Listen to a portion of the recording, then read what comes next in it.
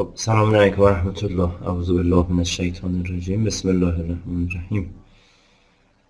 سلام عرض میکنم خدمت دوستان عزیز که تاریخ امامت رو انشالله دنبال کنیم. در مورد حضرت علی علیه السلام صحبت روی کردیم.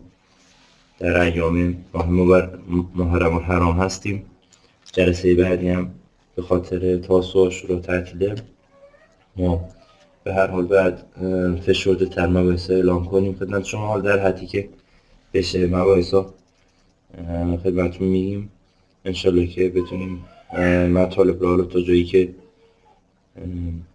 مد نظر برسیم. جلسه قبل که دیروز باشه در مورد عرضم به خدمتتون که دیروز رسیدیم بحثمون رو تا اینجا که حضرت علی علیه السلام قلعه خیبر را فتح کردن و درش رو کندن با اون در واقع شگفتی هایی که دیروز نمیدی صحبت کردیم تا رسیدیم به فتح مکه.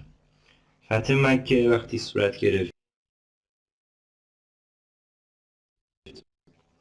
یکی از سران انصار سعد ابن عباده، گفتیم که انصار کسانی بودن که در مدینه جزو یاران پیامبر بودن، اهل مدینه بودن.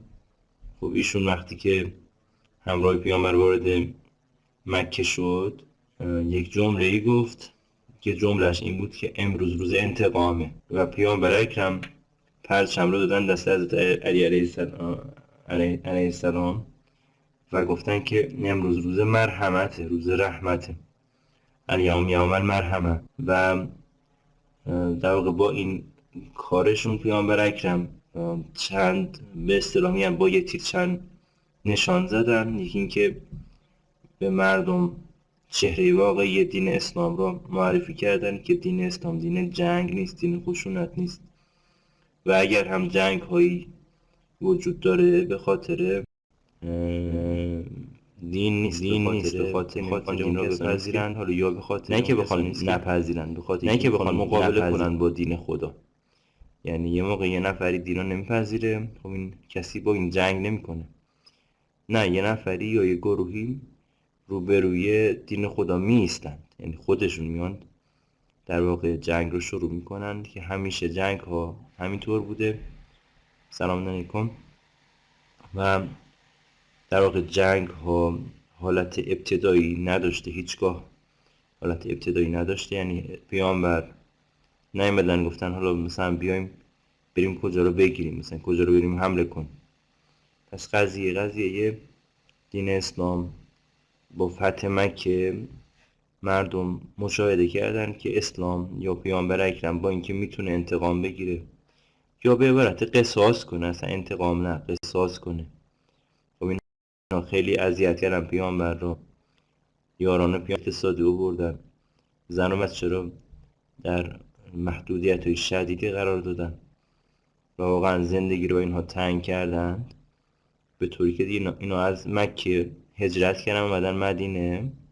بعد از 10 سال اینا اومدن سمت مکه فتح شد. پیامبر میتونستن از اینها رو مجازات کنن یا حداقل سرانه اینها رو مجازات کنن، آقا ابو سفیان رو مجازات کنن، ابو لهب رو مجازات کنن، ولی مجازات نکردن. به خاطر چی؟ به خاطر اینکه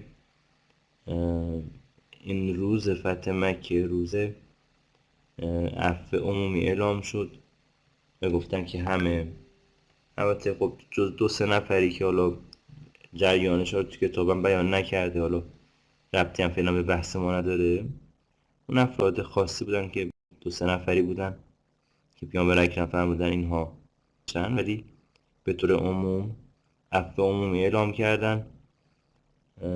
خب چهره اسلام و چهره رأفت اسلامی و رحمت اسلامی ها دشمنان نشون نمیدن.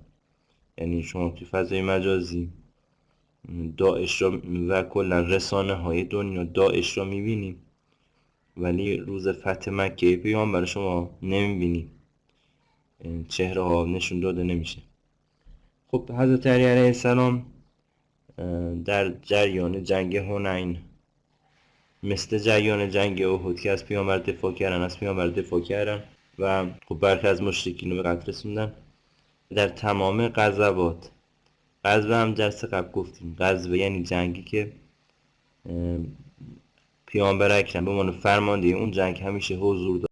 در اون جنگ اسمش میذارن غزوه. حضرت علی جزئی غزوه که اسمش غزوه تبوک بود که پیامبر اکرم حضرت علی علیه السلام رو در مدینه به اون جانشین خودشون گذاشتن. منافقین از این فرصت سوء استفاده کردن، یه شایعی رو پخش کردن و گفتن که پیامبر علی را دوست نداره یا علی را نمیخواد یا دیگه بهش توجه نمیکنه.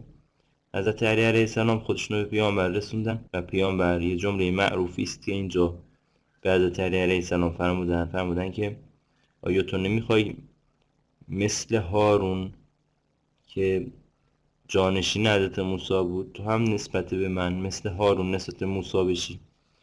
الا انه لا نبی بعدی، مگر اینکه تفاوت من با موسی اینه که بعد از موسی پیامبری بود ولی بعد از من پیامبری نیست. خب این حدیث معروف شد به حدیث در واقع منزلت، یعنی علیه السلام رو با حضرت هارون مقایسه کرد و شبیه کرد و معروف شد به حدیث منزلت. خب حضرت علی علیه السلام پس در همه غزوه ها جز غزوه تبوک همراه پیامبر بودن و تا برسیم به سال 9 و 10 هجری. 10 و 9 هجری آخرین سالهای عمر شریف پیامبر اکرم هست. سال 9 هجری سالی است که پیامبر اکرم حضرت علی علیه السلام رو مأمور میکنن به یک مأموریتی که آقا شما برو آیات براءت را. آیات براءت کدوم آیات میشه؟ کدوم سوره است آیات براءت؟ سوره توبه. باریکلا.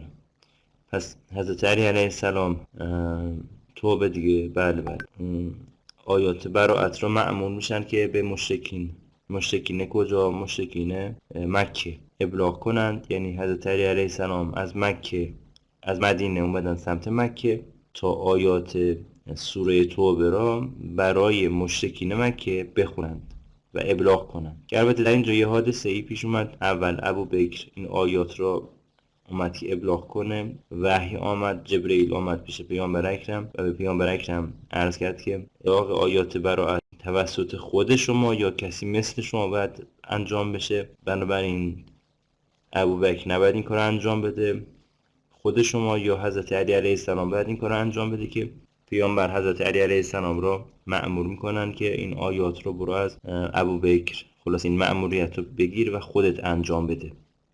که در بین راه حضرت علی علیه السلام میان و این وظیفه خودشون رو انجام میدن و ابوبکر نمیتونه دیگه این کار انجام بده. و خب این صحنه های متعددی که در تاریخ شما مشاهده میکنید. آقا مثلا آیات براءت رو کی باید ابلاغ کنه؟ کسی که وصی خدا باشه، وصی پیامبر باشه، کسی که در مرتبه پیامبر باشه.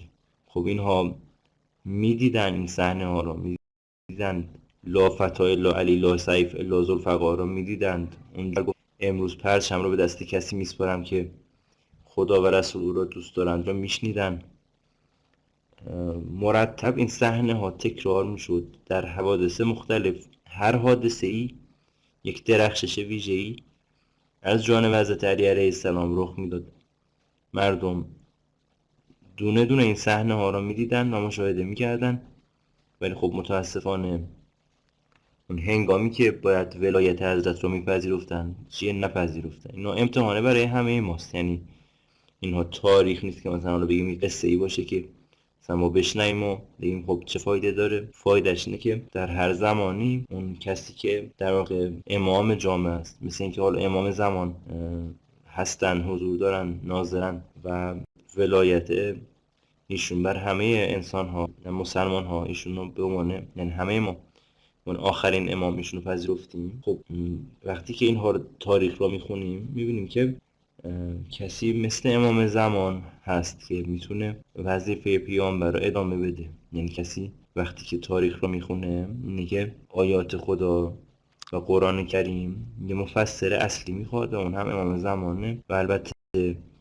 حالا توضیحاتی خواهیم داد انشاءالله چگونه میتونیم از تاریخ عبرت بگیریم. در سال 10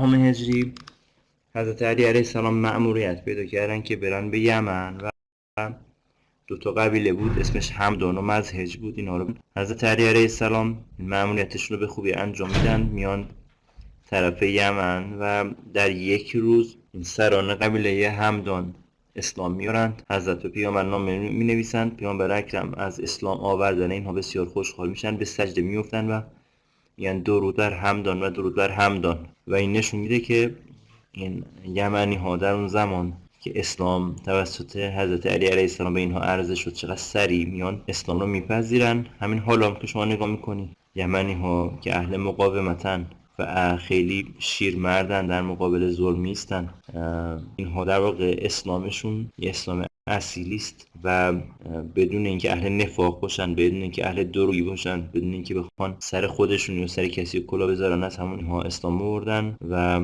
سریع اسلام پذیرفت. خب حضرت علی علیه السلام صدقات رو جمع آوری کردن.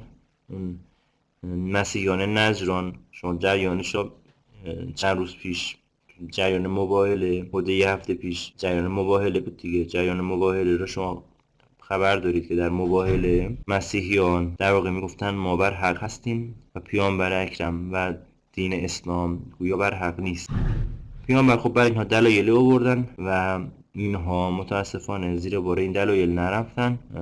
در جریان مباهله اینطور شد که حالا جریان در حد حالا مختصر رو خدمت شما توضیح بدم. اینطور شد که پیامبر اکرم گفتن که خب باشه شما دلایل ما رو نپذیرفتین، ولی به قول معروف گفتن خب برگ آخر چیه؟ گفتن مگه شما نمیگید بر حقید؟ گفتن بله. گفتن ما مباهله میکنیم. مباهله یعنی اینکه ما دو نفر، دو گروه، شما مسیحی ها ما مسلمان ها روبروی هم میستیم، میگیم لعنت خدا و نفرین خدا و عذاب خدا بر اون کسی باشه و بر اون قومی که دروغ میگه و حقایق رو کتمان میکنه. خب اونها اول به ظاهر پذیرفتند. بعد بزرگ اینها وقتی که دید پیامبر اکرم با حضرت زهرا سلام الله علیها میاد، یعنی 5 نفر بیشتر نیستن، پیامبر و علی علیه السلام و حضرت فاطمه زهرا سلام الله علیها و امام حسن و امام حسین علیهم السلام، این 5 نفر یعنی مسلمان های جمع مثلا فرض کن 500 نفره، 1000 نفره، 2000 نفره نیستن، همین 5 نفرن اومدن مباهله. خب یعنی چی؟ یعنی پیامبر اکرم اگر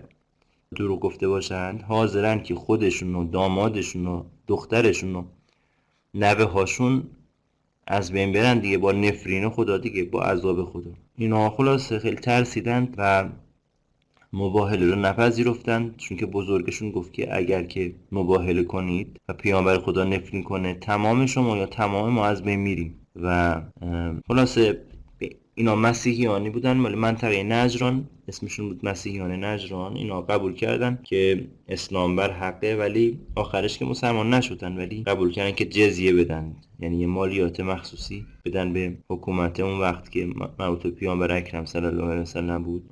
که خب حضرت علی علیه السلام جزیه ها رو جمع آوری کردن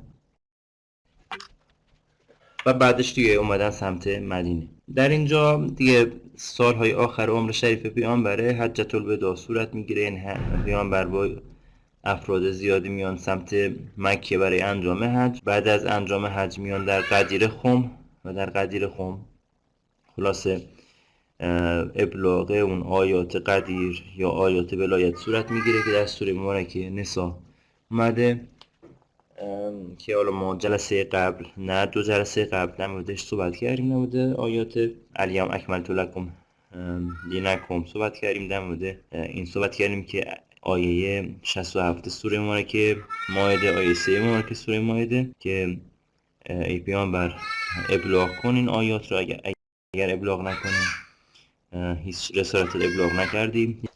یا ایها الرسول بلغ ما انزل الیکم جلسه قبل خوندیم آیه 67 سوره مبارکه مائده. و پیامبر اکرم اینا رو برای همه مردم اون زمان توضیح دادن، آیات رو خوندند. حضرت علی علیه السلام رو به صورت به عنوان امام مسلمین برای مردم معرفی کردن که آقا حضرت علی علیه السلام امام، رهبر، پیشواست، او وصی منه، خلیفه منه، خدا او رو نصب کرده. یعنی همه اینها رو گفتن به مردم. ما هم در 2 جلسه قبل اینا رو همش توضیح دادیم.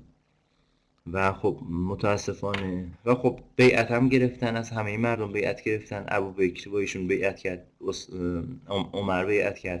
پیامبر اکرم فضایل حضرت رو بیان جاهای مختلف و تأکید میکردن که حضرت علی علیه السلام همراه قرآنه و قرآن همراه حضرت علی علیه السلام هست و این دو یعنی قرآن و علی علیه السلام از هم جدا نمیشن هیچگاه، تا روز قیامت که هر دو بر حوض کوثر بر پیامبر اکرم در حوض کوثر وارد بشن. خب مردم اینا رو میشنیدن، ولی خب جای تعجبه که اون زمانی که خلیفه دوم عمر اومد و در واقع به عنوان خلیفه مسلمین خودش رو جا زد، یک دستوری داد.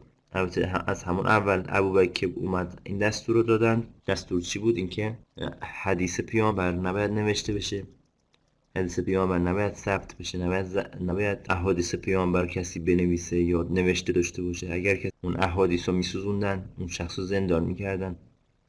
اون جریانات وحشتناکی بعد از پیامبر اکرم اینو راه انداختن و به بهانه اینکه سنت پیامبر در واقع، یا به عبارت دقیق تر به بهانه اینکه قرآن برای ما کافی است، با قرآن یعنی با حضرت علی علیه السلام مبارزه کردن و مقابله کردن. چون اینها میدونستن که اگر بخوان احادیث پیامبر رو ثبت و ضبط کنن، بخوان حضرت علی علیه السلام رو، فضایلش رو و در واقع سخنانشون رو و کلا مقامشون رو به رسمیت بشناسن، خودشون باید کنار برن. برای همین سعی کردن که از همون ابتدا به صورت وحشیانه و به صورت متعصبانه و جاهلانه هر کسی مقابل اینها میایستاد اینها از بین ببرن و هیچ ابایی از اینها نداشتن. یعنی از ابتدایی که به حکومت رسیدند، ضرب و شتم و خشونت و قتل و اینها شروع شد تا سالهای بعد که ادامه داشت و حتی حالا که شما میبینید که داعش و طالبان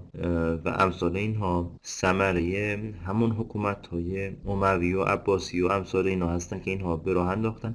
پس در واقع اینها میدونستن که حضرت علی علیه السلام قرآن ناطقه و میدونستن که حضرت علی علیه السلام جایگاهش مثل جایگاه پیامبر اکرمه، ولی نپذیرفتن. یا مثلا پیامبر اکرم مردم گفتن که هر کسی دوست داره مثل من پیامبر باشه، با من زندگی کنه، با من باشه، در علی رو بپذیره، باید دوستداران او را دوست داشته باشه، باید اهل بیت او رو دوست داشته باشه، اهل بیت من رو دوست داشته باشه.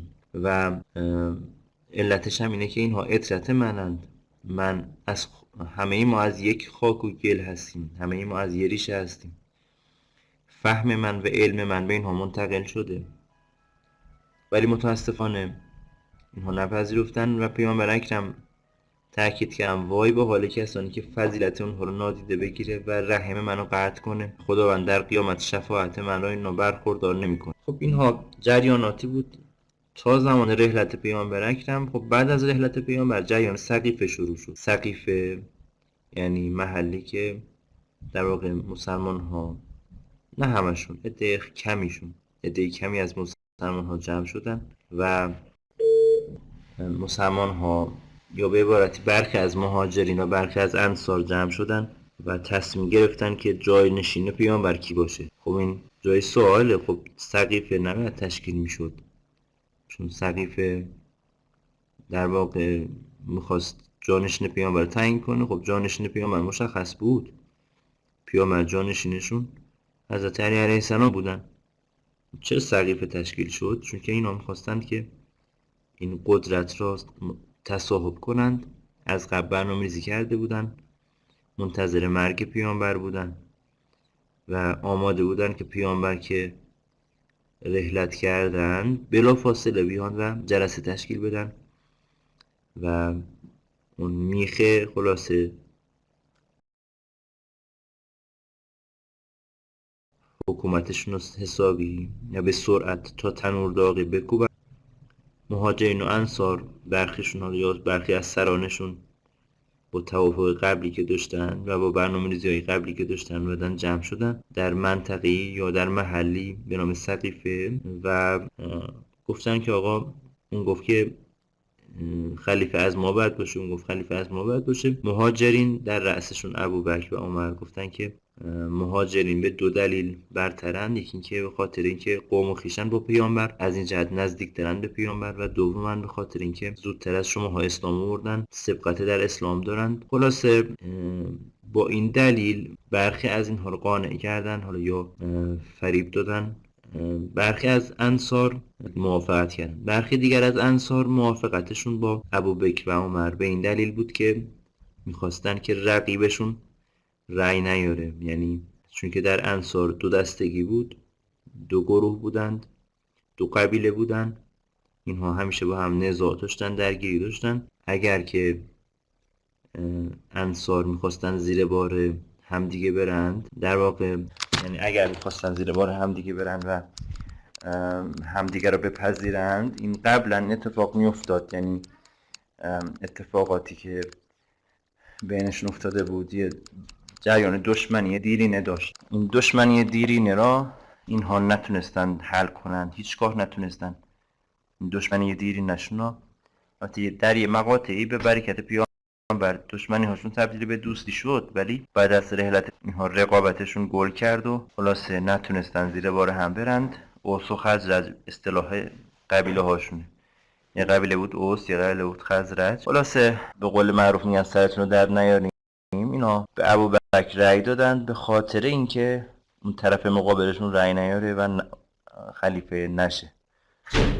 خب پس یه عده‌ای به خاطر اینکه نه اینکه هوادار ابوبکر باشن، به خاطر اینکه رقیبشون رأی نیاره به ابوبکر رأی دادن. یه عده‌ای به خاطر این بود که خب گفتن که بله اینا نزدیک‌ترن به پیامبر رأی دادن. یه عده‌ای هم مثلا قبول نکردن، گفتن که ما فقط زیر بار ولایت و خلافت و امامت حضرت علی علیه السلام میریم. و به هر ترتیب هر چی که شد اینطور اتفاق افتاد که ابوبکر و آمد در مسجد پیامبر به عنوان خلیفه پیامبر خودش معرفی کرد. جالب این که مردم حالا یا از ترسشون یا از خلاصه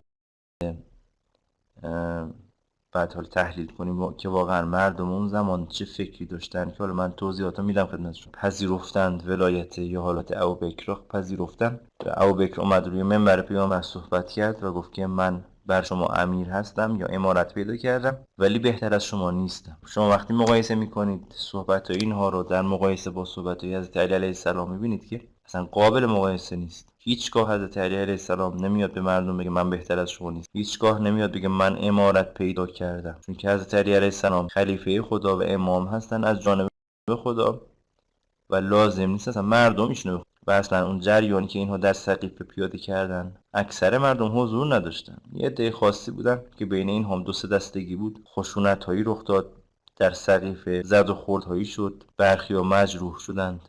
یعنی یه وحشی بازی خلاصه اونجا انجام دادن و با خشونت تمام خودشون رو به عنوان یک خلیفه معرفی کردن که بعدش هم در تاریخ اسلام اگر شما نگاه کنید تاریخ اسلام جریانات بعد از این رو ببینید که همه همین سقیفه برمیگرده که حالا انشالله توضیح خواهیم داد به موقعش. خلاصه اومد در مسجد پیامبر گفت من خلیفه شما هستم و من خلیفه پیامبر هستم و از شما بهتر نیستم و به هر حال شد خلیفه مسلمین. خشونتایی که در این روا داشتند این بود که مردم خب چهره موجهی داشتن و رئیس قبیله بودن، خب باید میمدن بیعت میکردن، اگر بیعت نمیکردن متوسل به خشونت میشدن و خب عملا طوری از دستش بر نمیومد و یاران واقعی حضرت علی علیه السلام به عدد انگشتان دستی حاضر بودن از جانشون بگذرن، مثل عمار، مثل مقداد، مثل سلمان، مثل ابوذر.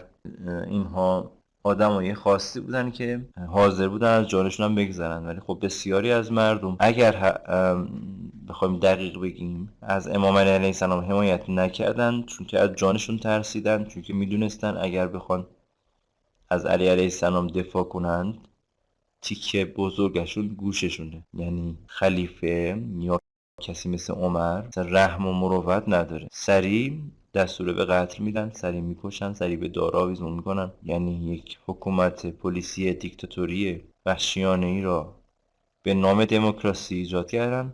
اون چیزی که ما در طول تاریخ 1000 سال پیش دیدیم حالا هم داریم میبینیم که اسم دموکراسیه، ولی شما وقتی نگاه میکنی زیر پوشش دموکراسی انواع خشونت ها هست، در حالی که نه دموکراسی واقعیه و نه شعارهای دیگرشون واقعیه. این درسی است که ما از تاریخ میبینیم. یعنی این صحنه مرتب تکرار شده. ابوبکر اومد، عمر اومد، بعد عثمان اومد. دموکراسی یعنی که مردم خواستن دموکراسی. مثلا ابوبکر و عمر ادعاشون این بود که مردم ما رو به عنوان خلیفه بعد از رسول خدا انتخاب کردن.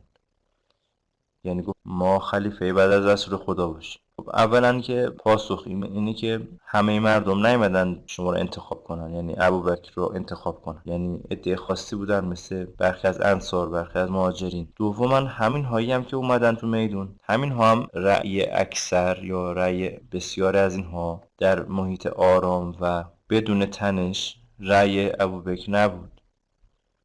اینجا فریبکاری پیش اومد، خشونت پیش اومد، زد و خورد پیش اومد، یه طوری مجبورشون کردن که اینا به ابوبکر رأی بدن. پس در واقع دموکراسی که اینها قائل بودن بهش عملا اتفاق نیفتاد و همه مردم به عبارتی اکثر مردم دیگه بی‌تفاوت شده بودن، حالا یا میترسیدن که بهتره اینطوری بگیم، از همچین آدمایی مردم میشناختن.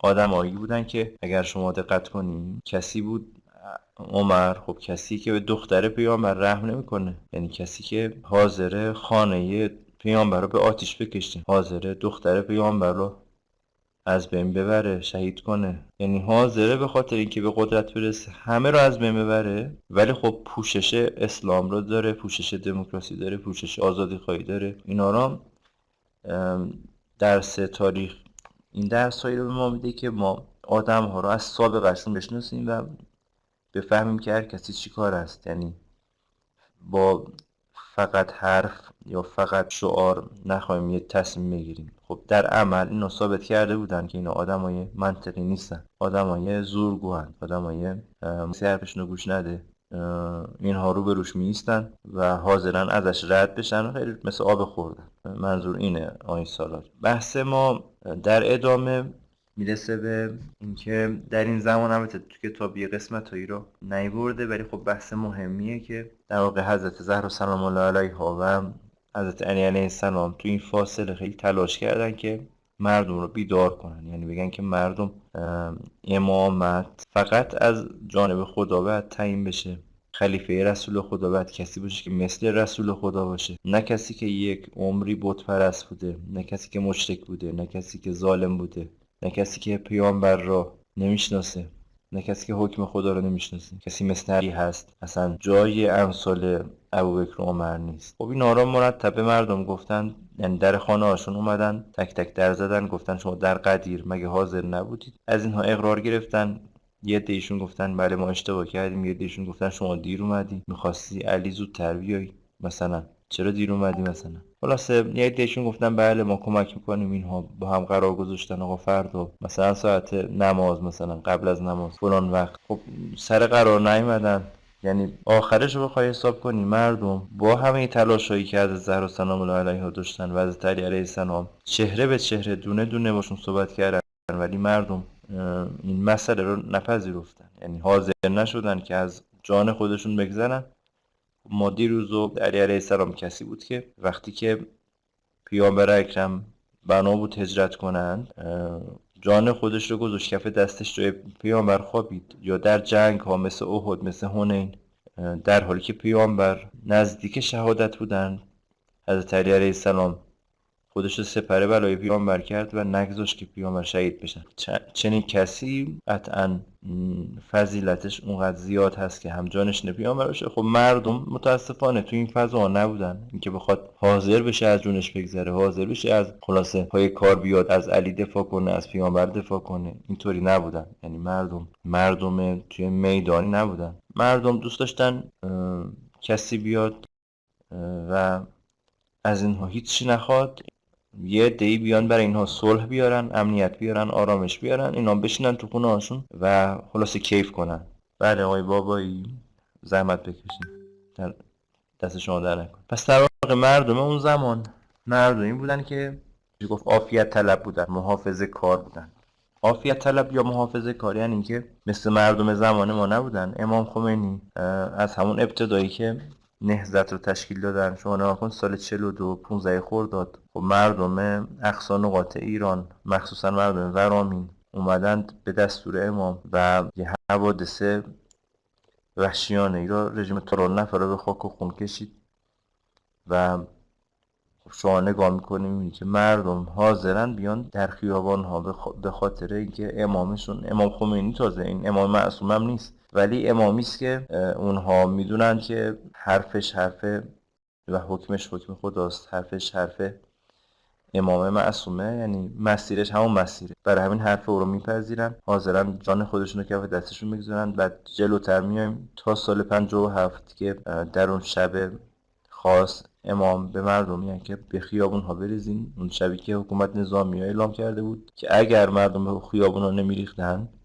در واقع سفره انقلاب جمع شده بود. مردم میریزن خیابون ها. 2 مرتبه پس از پیروزی انقلاب جنگ تحمیلی کسایی که در حد سن من و شما بود اومدن. پس این مردم قابل قیاسه به اون مردم اون زمان نبودن، از این جهت که اون زمان مردم حاضر نبودن هیچ هزینه‌ای بدن. یعنی حاضر بودن که فقط میوه های آماده یه درختی رو بچینن، در حالی که برای این درخت هیچ زحمتی نکشیدن. عافیت طلبی یا محافظه کاری به این میگن. یعنی شما بیایی طوری حرکت کنین که به قول میگن آسه برو آسه بیا، که خلاصه اینکه شما هیچ آزاری به کسی نرسونی خیلی عالیه، ولی اینکه بخوای بگی که آقا نه من با عمر هستم، نه من با علی هستم، نه من علی را قبول دارم نه معاویه را قبول دارم. بعضیا اینطورین. دوستان خیلی خوب دقت. بعضیا میان میگن که آقا ما نمیدونیم کدوم حقن، نه علی را میشناسیم نه معاویه را میشناسیم، هیچ کدوم نمیشناسیم. بعضیا میان خب جزء سپاه معاویه میشن، بعضیا جزء سپاه حضرت علی علیه السلام میشن.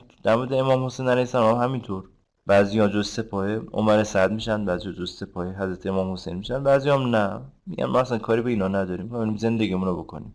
مردم تا زمانی که پای دین نیاند، تا زمانی که پای امامشون نیاند، اون امام نمیتونه قیام کنه، امام نمیتونه حکومت رو تشکیل بده. یعنی مشکلات جامعه هیچگاه با حضور امام تنها حل نمیشه. یعنی بنا نیست که مثلا امام بیان، پس کن امام زمانم که وقتی ظهور میکنن انشالله، مثلا امام زمان بیان مشرکین و کفار و آدمای بد و خلافکار و مجرم و تبهکار و مثلا از بین ببرن. مثلا فرض کن مثلا این فیلمای بتمن و این فیلمای هالیوودی بیان همه از بین ببرن، مثلا مردم چیکار کنن؟ در خوبی و خوشی نعمت و اینها بگن که خدا رو شکر یه امام زمانی هم اومد و حالا بریم به زندگیمون برسیم. نه، مردم در زمان امام زمان متوجه میشن که امام در حالی میتونه امامت کنه که همه مردم حرف گوش کنه باشن. اگر امام بگه بیاین تو صحنه بعد شهید بشین بیان، اگر گفتن بعد بیاید کار کنید بیاین، اصلا خود مردم بیان، اصلا امام نگه اونا آماده باشن، یعنی ما آماده ایم هر کاری بگیم ما هستیم. یعنی زمان امام زمان اینکه مثلا بخواد مردمی بگن که آقا ما فلان چیز گرون شده، فلان چیز ارزون شده، فلان چیز ارزون که نه گرون شده، ما دیگه تو صحنه نمیایم. در زمان امام زمان هم همینطوره، یعنی فرق نمیکنه. امام از مرد تحت ولایت امام قرار بگیرن، امام اونها رو رهبری کنن، اونها حرف امام رو گوش بدن. خب اگر کسی حرف امام رو گوش نده دیگه اون امام دیگه عملا امام بودنش محقق نمیشه.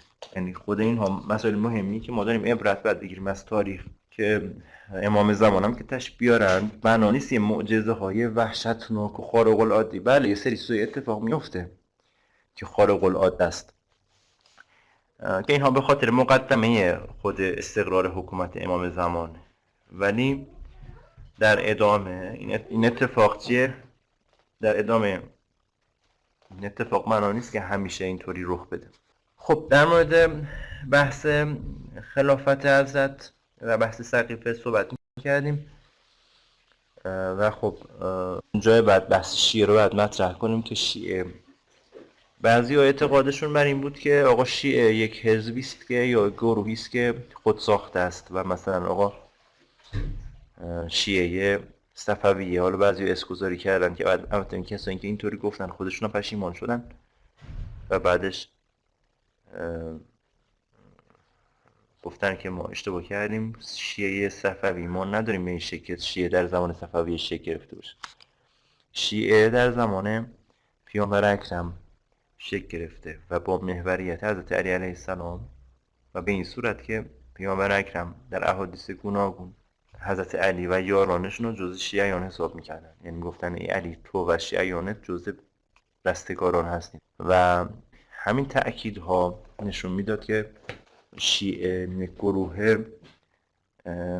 حضرت علی علیه السلام مثلا شکل گرفته. پس تشکیل شدن شیعیان مثلا با کسی مثل سلمان بوده، با کسی مثل مقداد بوده، با کسی مثل ابوذر بوده، اینا جز شیعیان بودند. از همون ابتدا هوادار امام علی بودند. امام علی اینا رو دوست داشت، اینا آموزش میداد، اینها رو تعلیم میداد، دعا یادشون میداد، مسیر زندگی یادشون میداد. اینا شجاع بودن، از امام دفاع میکردن. با کمیل صحبت میکرد. همین دعای کمیلی که ما میخونیم دعایی است که حضرت به کمیل یاد دادن.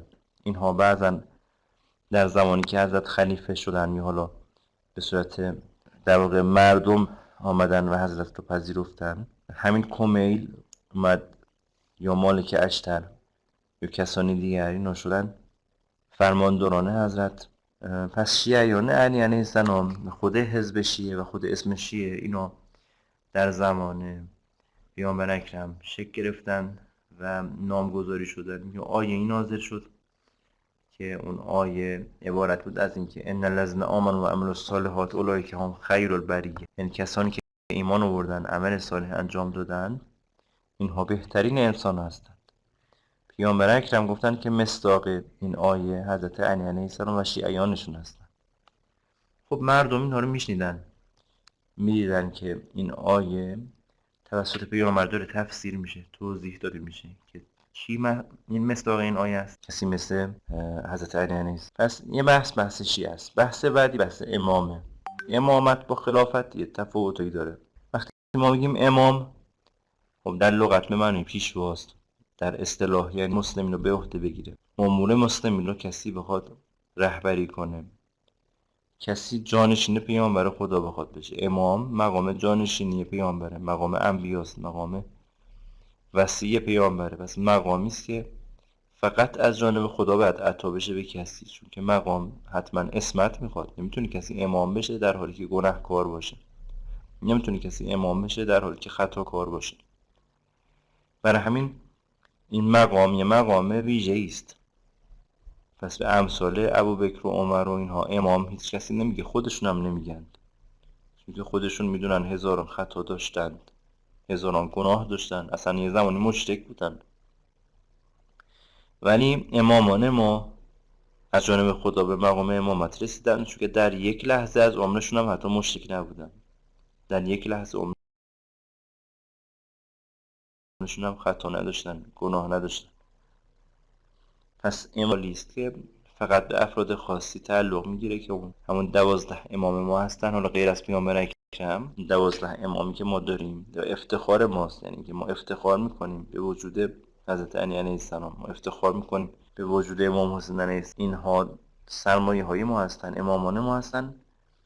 و اینجا بحث امامت پیش میاد و بحث ولایت. حالا ما چند لحظه اگر دوستان سوالی دارند مکس میکنم، سوالاتم 5-6 دقیقه صبر میکنیم و بعد کلاس ادامه میدیم. اگر سوالی نکته‌ای دارین در خدمتتون هستیم. و خلاصه از اینجای بعد من بحثام رو دنبال کنم. بحث البته کلاس ما تا اینجا بحثمون تمام که من نگاه کردم توی سایت نگاه کردم کلاسمون تا ساعت 1 باید باشه، ولی خب حالا ما امروز تا همون ساعت 11:30 الی حالا 11:45 حالا بستگی داره به فرصتی که داشته باشیم ادامه میدیم و بعد کلاسمون رو عملا تا ساعت حدود 12:15 مثلا ادامه بدیم. ولی چون که کم میاریم، بحث خیلی زیاده، وقت کم میاریم، حالا حداقل تا یه ساعتی که قابل قبول باشه انشالله میریم جلوتر.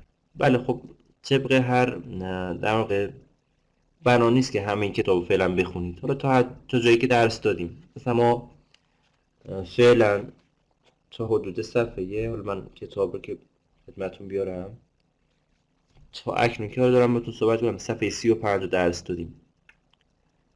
ببینیم که چقدر میتونیم درس بدیم. حالا با توجه به تعطیلی‌ها که میخوره ممکنه کمتر بتونیم یه قسمت‌های پیش بریم، ولی فعلا تا صفحه 35 رو درس دادیم.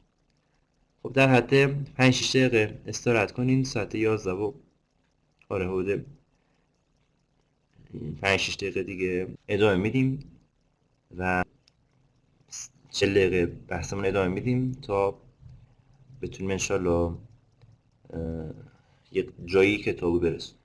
فعلا چند لحظه موقتی یه استراحت مختصری بکنید و در خدمتتون باشیم.